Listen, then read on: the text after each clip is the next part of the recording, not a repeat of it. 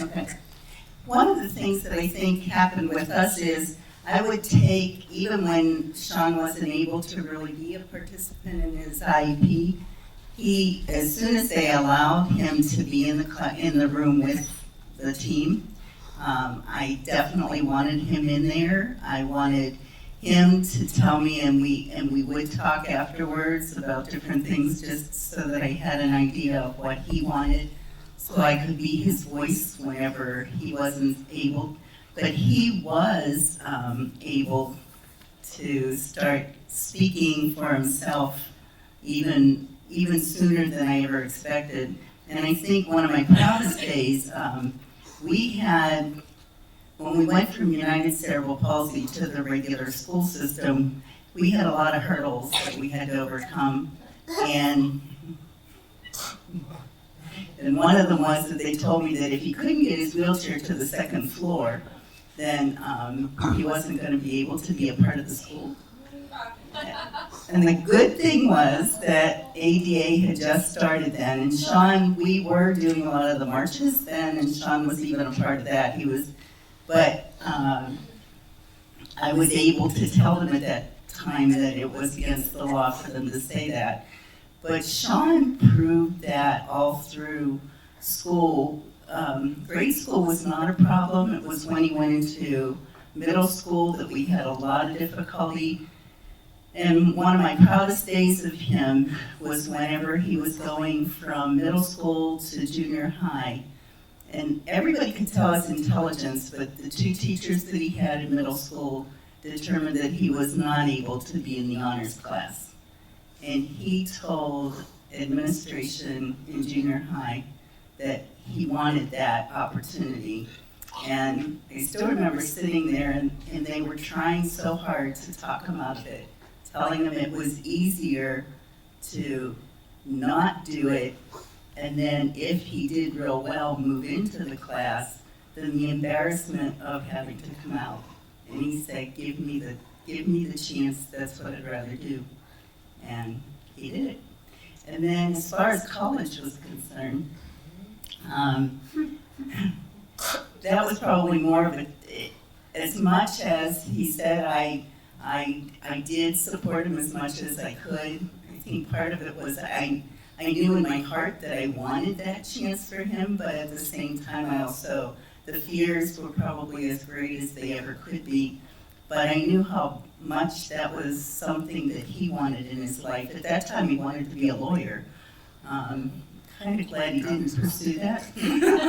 But yet at the same time, even there, he wanted always to be there for other people, to show them that this life wasn't, as much as it was challenging, it wasn't the end of the world.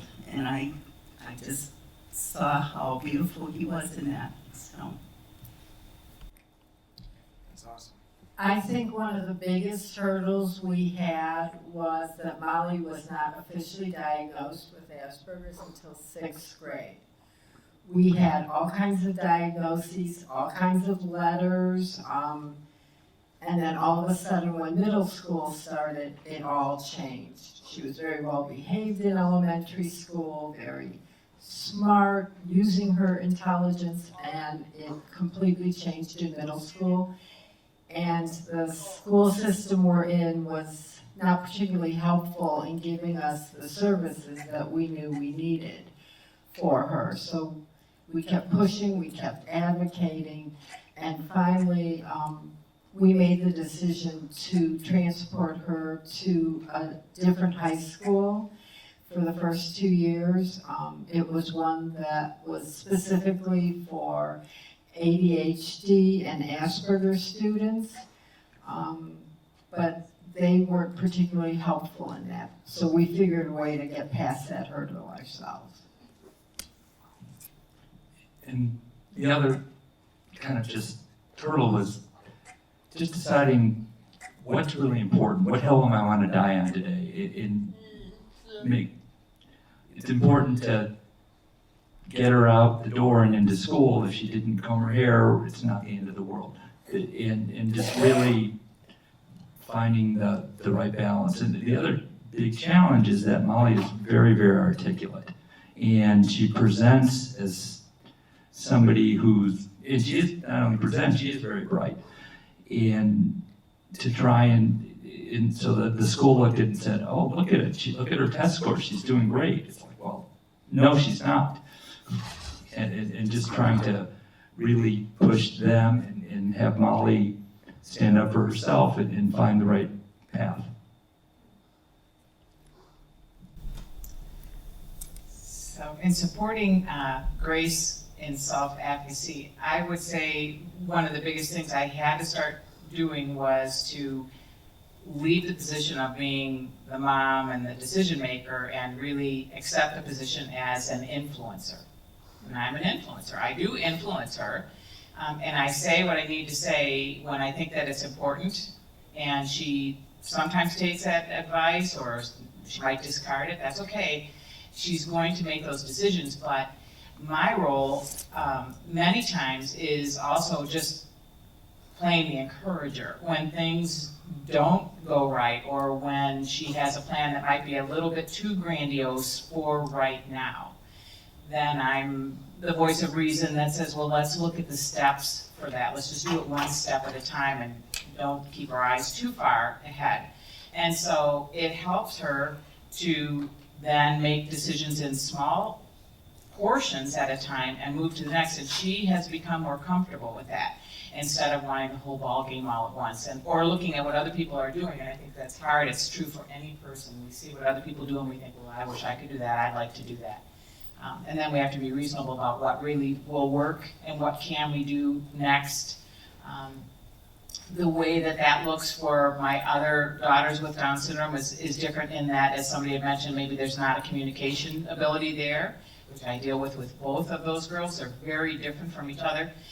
But again, it's looking at, I know them. I know each one, what they like, what they would choose, how they want things to be, and their lives will look very different because they are very different. And so it's the same thing with Grace.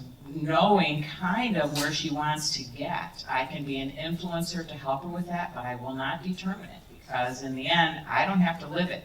She has to live it. So if it doesn't work, I'm always there. I can help. Let's strategize and let's think this through again. What we thought was a great idea wasn't such a great idea. But there are always other skills and talents that she has that maybe she's not using yet, or maybe she could move it in a different direction. There's always a niche. There's a niche. Every person up here, I'm amazed. I'm thinking when I was this age, I wouldn't even have thought some of the thoughts that they're thinking. And so there's always a chance, there's always an opportunity, and there's always a way to make a plan. And there are people that can help us. We'll find them, and we'll just do it a little bit at a time. And so far, it's working. We're just doing it slow. In terms of how I supported Christian's self-advocacy development, I hope that you all have heard that failure is not a dirty word.